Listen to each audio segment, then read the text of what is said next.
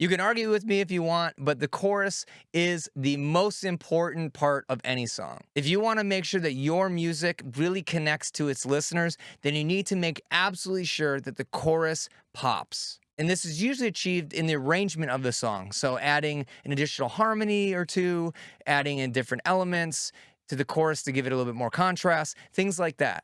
But there's something we can do in mixing that can really take that chorus to the next level. So in this video, I'm gonna give you 5 tricks to really make your choruses pop. Hope you're doing awesome today. My name is Bobby Balo. I'm the mixing and mastering engineer at Raytown Productions, and I help home studio owners and bedroom producers make better sounding music without any expensive gear. If you're new to my channel, welcome. I put out new videos every single week, so be sure to hit that subscribe button so you get notified when we drop new videos. But before we get started, I want to mention that I have a special gift for you, and in the description, I have a link to a free PDF that has all of my favorite free mixing and mastering plugins that I use all the time, and you can use these free plugins to do all the tricks I teach you in this video. The song I'm using today is called Bonnie and Clyde by In Your Memory. It was produced, recorded, and mixed by my good friend Dave Andreas. He's an awesome producer in the DC area. So if you like what you hear today, definitely go and support the band and check out some of Dave's other work. All that stuff's in the description. All right, so the first trick I have to make your choruses pop is to use some sort of stereo expander just on the choruses. You can do this one of 2 ways. You can either enhance just the chorus, or you can narrow the verses and all the other stuff just a little bit. So let me show you how to do that both ways, but you're going to need some sort of automation to do it. So in this case, we're going to enable our automation. So I'm just going to use the stock stereo enhancer plugin that comes with Cubase. So let's just turn this knob and see what it sounds like.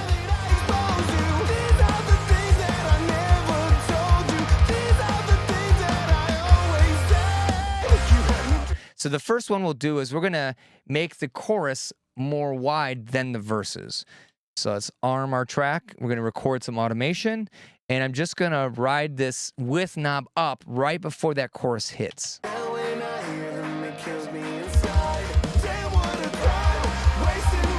Now we're gonna go pull up our automation lanes, and we're just gonna tighten it up so that it's perfectly in line with the song, right where the chorus hits. Right there, this hit. Okay, so we're pretty good there. All right, so let's expand it. We don't want to go too crazy because stereo enhancers can do weird things to our transients. So let's just try like 20, going up 20%. So check this out. Watch how much bigger the chorus is going to sound now.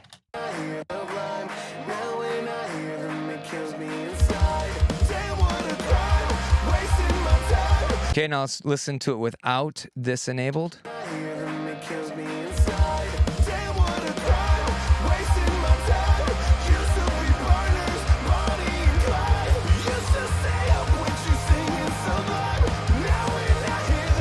So it just makes everything sound like it's so much bigger now. So we can do it that way, or we can do it the opposite. Instead of boosting the chorus, we can keep the chorus the same, but we can make the verse more narrow. So let's drop it. Let's do it the opposite direction. So let me show you what that sounds like. And it really doesn't sound, I mean, we could probably even go more narrow. It doesn't sound that bad because this is a quiet part, right? It's leading into the chorus. So we'll keep it nice and narrow, and then we'll open it back up to normal.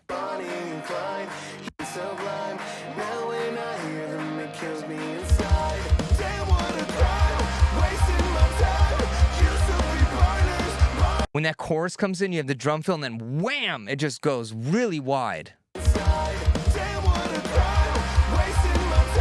So if you like the image that you have, you can do it this way.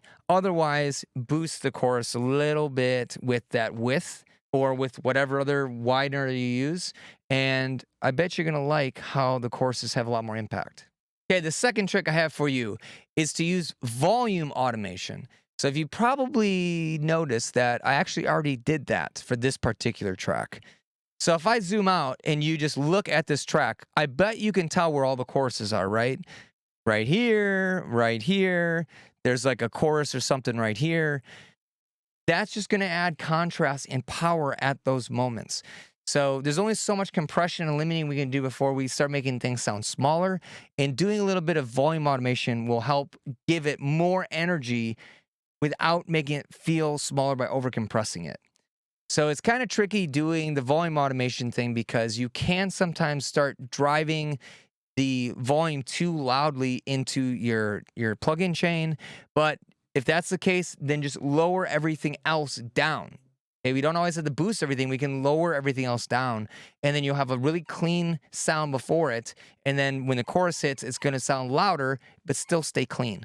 So check this out. I'll show you what it sounds like before and after we have this nice little volume boost. So let me bypass this. So this is just the normal volume without any volume boost.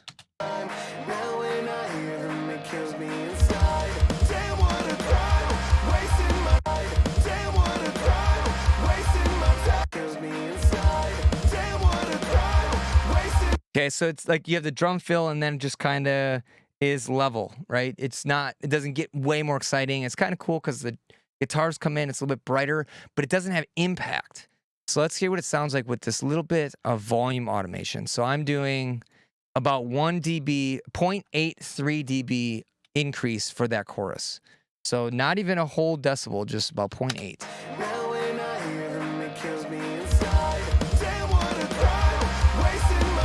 You feel how there's like more weight?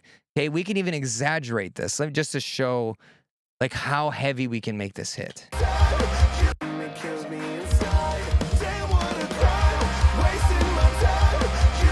Like that hits you like a train. Like no one is going to question if we're at the chorus or not. Okay, so the next trick I have for you is to add in like a low mid or a bass boost when the chorus is hit. So you can do this one of two ways. You can either use an EQ and automate a low frequency bump in at the choruses, or you can use a harmonic exciter, something like Max Bass by Waves. So let me show you let's start with that one because I really like this trick for choruses. So what this will do is this will take the low energy information and generate higher order harmonics based on the sub frequencies. So it just basically adds a lot of weight and density in the low frequency range without it sounding squashed or anything like that. So if you choose just like the light setting, and I tend to pull this down because I don't want it to sound too different from the verses. I just want it to have a little bit more impact. You know, about -16, -17 seems to work really well. Okay, so now we're just going to automate this in. So we're going to bypass it, play it, and then have it jump in when the chorus hits.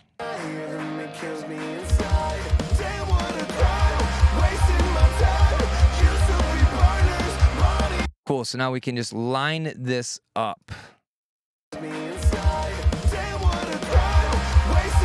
Right there, perfect. All right, so now listen when this chorus hits. All of a sudden, there's this big energy and powerful hit, and that's from that Max Bass plugin turning on. And then when the chorus is done, we would just bypass it. So let's just do that quickly so you can see how to do it. That's it. Whoop, just like that.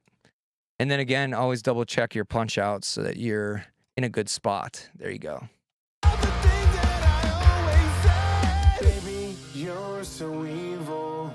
Probably pull it in right there and it's perfect. So when we get to this quiet part, it doesn't feel like all the bass is gone, right? Just feels normal. It's breathing a little bit.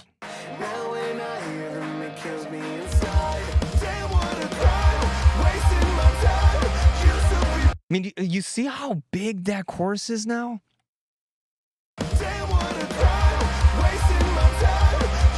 Man, that one of my favorite tricks right there. All right, let's do one with an EQ now. Just show you a quick one. I'm just using the stock EQ. It doesn't have to be a fancy EQ. Any of these work as long as you can automate them. So let's find a good frequency range. So I'll just take the EQ, get it a little bit narrow, and then sweep around to a spot where it sounds powerful and not muddy.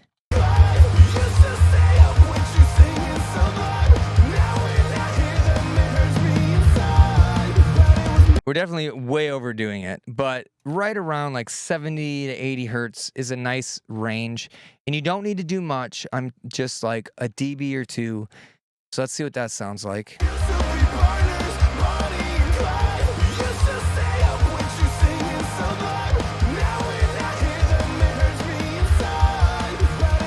We're gonna slide up a little bit so it catches a little bit more of that bass.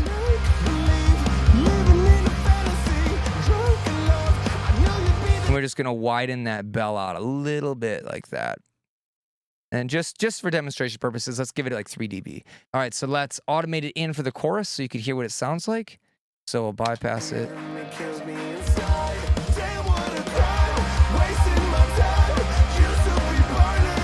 Okay, I'm just gonna turn it down a little bit because it kind of sounded muddy, but that's because it's really loud. All right, so let's hear what it sounds like in.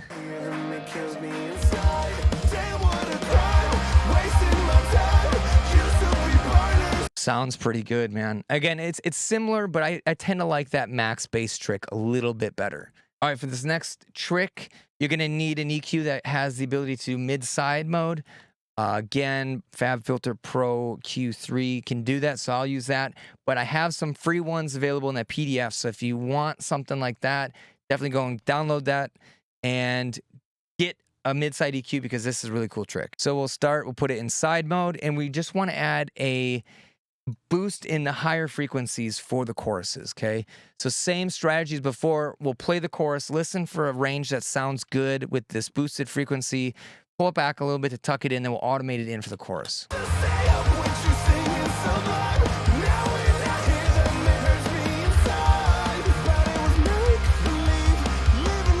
So be very careful with high frequency boosts because more often than not, they always sound good. And then the next day you'll listen to your mix and you'll be like, what the hell was I thinking? This sounds horrible. It's way too bright. So if you keep having this tendency to keep making it brighter and brighter, take a break, rest your ears, and then come back to it. All right, this is probably too much, but I just want to show you how much this is going to make this chorus pop. So let's find a spot, and then we'll automate it in.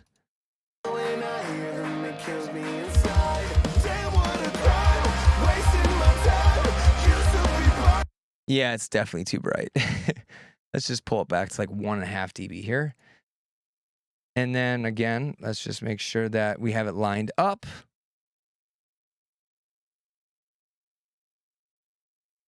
All right, so check this out. Watch how that high frequency boost makes the song sound so wide and full and in your face. Here we go. Now when I hear them, it kills me inside. Damn, wanna cry, wasting my time. Used to be burning. See, it just, those cymbals sound more airy. Everything just sounds like it came closer to the listener. And this is honestly probably still too much. We just need probably 1 dB.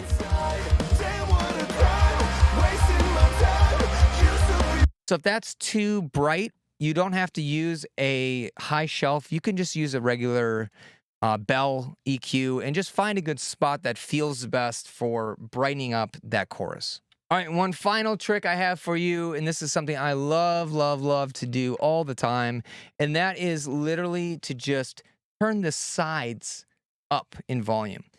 You can do that using free EQs, or there's one by Waves that I am in love with. It does a little bit more than just turn the volume up. It also adds a little bit of EQ to it, but it sounds super natural. It's called Center. And when the chorus is hit, we just want to bump this up a tiny bit. And you won't believe how much this is going to make everything open up again. So check this out. Let's dial it in.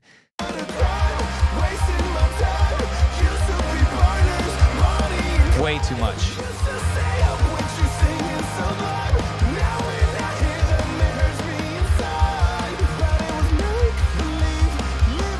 So something like this. And then we're just going to bypass it, get that automation, and let's punch it in for the chorus.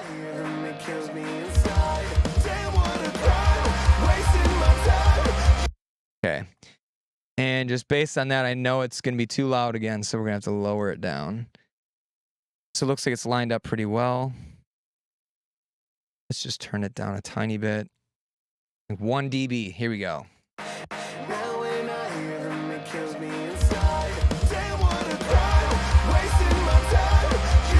That has so much impact now. Love it. Absolutely love it. I'm just going to take this out so you can hear without it. Like, where's the chorus? I don't know. Was it the drum fill? I don't know. All right, let's bring the automation back in. There it is. You have 5 tricks in your pocket now to make your courses hit hard. So I have a question for you. What are you doing to make your courses sound massive? Let me know in the comments. And I also want to remind you to not forget about that free PDF that has all of my favorite free plugins. The link is in the description. Go and grab that, download some of them, and try them out on your next project. Thank you so much for spending your time with me today. If you found this video helpful, please hit that subscribe button so you don't miss a single video. There's new videos that drop every single week, and I promise you're going to find them super valuable. Also, hit that thumbs up button while you're there because that tells YouTube that this video is actually helpful, and it's going to show it to more people that need help. Thank you so much for your time and attention today, and I hope to see you in another video.